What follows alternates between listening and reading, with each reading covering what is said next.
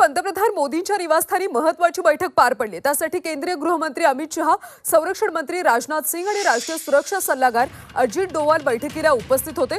बांगलादेशमधल्या अस्थिर परिस्थितीवर बैठकीत चर्चा झाल्याची माहिती आहे। शेख हसीना भारतात आल्यानंतर पंतप्रधान मोदींच्या निवासस्थानी महत्त्वाची बैठक पार पडली।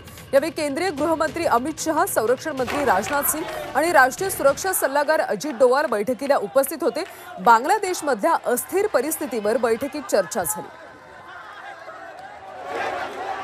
अमित शहा, राजनाथ सिंह आणि अजित डोवाल यांच्यामध्ये महत्त्वाची बैठक झाली। बांगलादेशमध्ये हिंसक असं आंदोलन झालं होतं, आरक्षणावरून तिकडे आंदोलन झालं होतं आणि या सगळ्यानंतर तिथे अराजकता माजली। त्यानंतर बांगलादेशच्या पंतप्रधान शेख हसीना बांगलादेश सोडून त्या भारतात आल्यात। भारतात आल्यानंतर भारताचे राष्ट्रीय सुरक्षा सल्लागार अजित डोवाल यांनी त्यांची भेट घेतली आणि त्यानंतर मोदींच्या निवासस्थानी एक महत्त्वाची बैठक पार पडली।